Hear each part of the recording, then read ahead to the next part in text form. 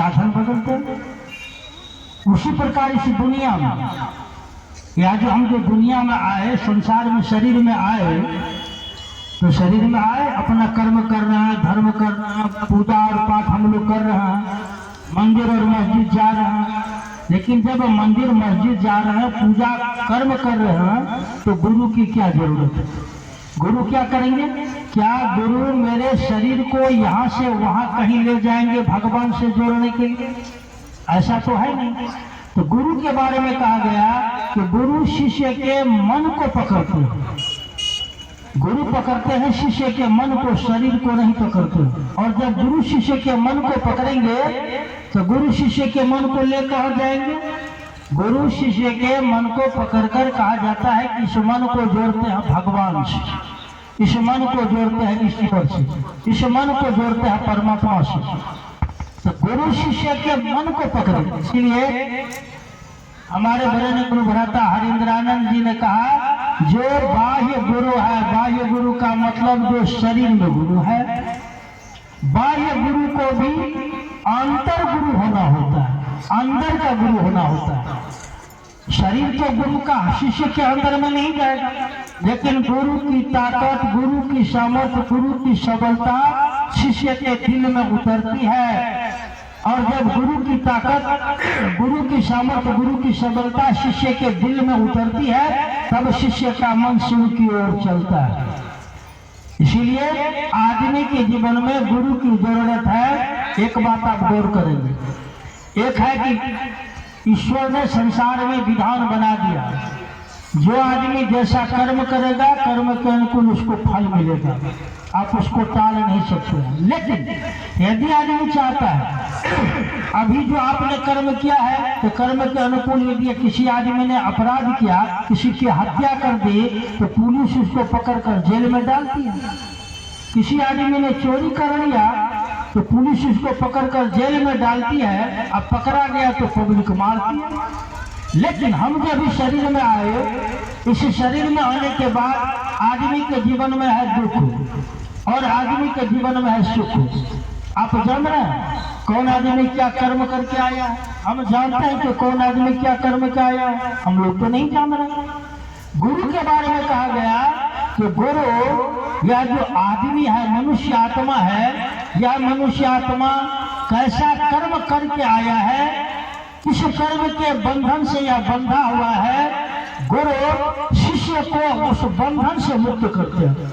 गुरु शिष्य को बंधन से तोड़ते हैं, बंधन से खोलते हैं, और इसी बंधन से खोलने की प्रक्रिया में शिष्य के कर्म का फल जो है वह दग्ध होता है, वह कष्ट कम होता है। और जैसे ही कर्म फल, हमारा कर्म फल कम होगा, दग्ध होगा, हमारे जीवन में सुख आती है, सुविधा आती है, हमारा जीवन थोड़ा हल्का लगने लगता है, हमारे जीवन की परेशानियां कम होने से जीवन जीने में थोड़ा मजा आने लगता है। इसीलिए आप गौर करेंगे तो पाएंगे गुरुओं की परंपरा में, गुरुओं की श्रेणी में, गुरुओं की श्रृंखला में हमारे यहाँ शिव को कहा गया कि शिव गुरु हैं।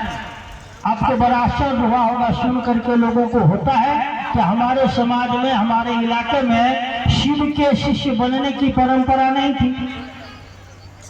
शिव गुरु है या खबर भी हम लोगों के पास नहीं था, ऐसी सूचना हम लोगों के पास थी नहीं कि शिव गुरु हैं, शिव गुरु हो सकते हैं, मैं शिव का शिष्य हो सकता हूँ। और जब यह खबर आए कि शिव गुरु हैं, वही शिव जिनकी पूजा हम करते हैं औधरदानी के रूप में, महाकाल के रूप में, मृत्युंजय के रूप में, आशुतोष के रूप में, भोला बाबा के रूप में, बाबा बैद्यनाथ और बाबा विश्वनाथ के रूप में करते हैं, वही शिव गुरु हैं। तो हमने अपने शिव को गुरु माना, और शिव को गुरु मानकर जो विधियां दी गई हम लोगों को, विधियां दी किसने? सारे लोग जानते हैं, भारतवर्ष के लोगों को। अब यह खबर है कि शिव का शिष्य बनने के लिए जो विधियां है, यह विधियां साहब श्री हरिंद्रानंद जी ने शिव शिष्य होने के क्रम में जैसा उन्होंने अनुभव किया, अपने अनुभव के आधार पर हरिंद्रानंद जी 3 विधियां दिए। वही 3 विधियां हमारे यहाँ 3 सूत्र के नाम से जाना जाता है। और हम लोग उसे 3 सूत्र का पालन करके अपने जीवन में इन बातों को अनुभूत कर रहे हैं कि शिव सचमुच में गुरु हैं। ये बहुत नए लोग हैं। हम लोग तो नए लोगों को बोलते हैं कि आप घोषणा नहीं कराइए, लेकिन आप मन ही मन महादेव से कहिए कि हे शिव, आप मेरे गुरु हैं, मैं आपका शिष्य हूँ, मुझे शिष्य पर दया कर दीजिए। 1 बार, 2 बार, 3 बार, जब भी मर्जी हो आपको 24 घंटे में आप रात्रि में सोने जाते हैं बिछावन पर, महादेव से मन ही मन दया मांग लीजिए, जाकर विश्राम कीजिए। सवेरे सोकर उठते हैं, महादेव को अपने ध्यान में लीजिए, मन में लीजिए और महादेव से दया मांग कर अपने दिनचर्या को आगे बढ़ाइए।